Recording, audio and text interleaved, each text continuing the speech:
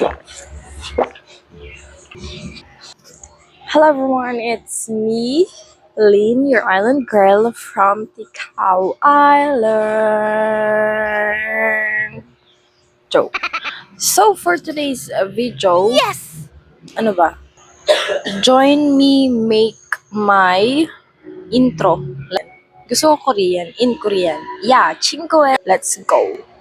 Let me just fix my background and everything.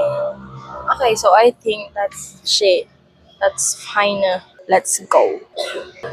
Gawa tayo guys. Gawa ko ng... Ako pala yung gagawa, hindi kayo. Nanonood lang kayo eh. Let's go. Ano ba tawag sa akin? So may ginawa ako. Like that.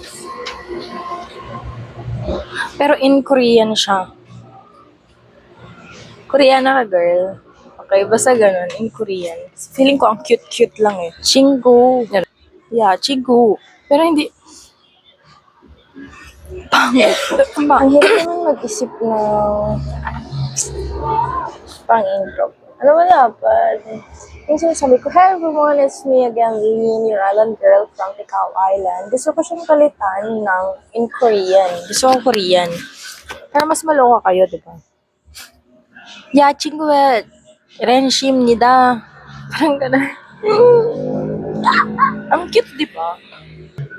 So, kapag isusulat yon, ganito siya. Ya. 렌시. 입니다. Ya, 렌시입니다. Nulat ko, ito si Ya or Hey, then Rinshi. Ren is Lin, then she is Miss, then imnida is like respect, like po, ganyan. Ya kasi is parang wala kang respect kapag sinabi mong ya. Pero nagsabi naman ako ng imnida, so may respect pa rin yun. Pero ang pangit din ang pakinggan, so it's a no-no. Okay, so let's repeat, because it's so pangit. Arte. Okay, so baguhin natin kasi hindi siya maganda, hindi siya magandang pakinggan. Wait. Okay, so ano ba? Mag-isip kayo, ako lang nag-iisip. Charis. Pero bakit nga ba Korean? Hindi naman tayo taga dun. Or, 안녕하세요. 친구 eh. 안녕하세요, 렌시입니다. Your island girl from Tikau Island. So, pwede yun. Okay. Gawin natin intro. 안녕하세요, 렌시입니다. Pangit. Okay, alam ko na siya paano siya bigkasin. So, parang ganito. 안녕하세요, 렌시입니다. Your island girl.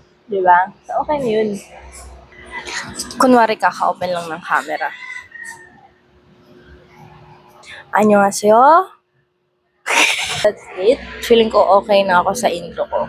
Yung anyong Jerry, Shimnida, your island girl from Tikau Island. So, okay na yun. I think that's it.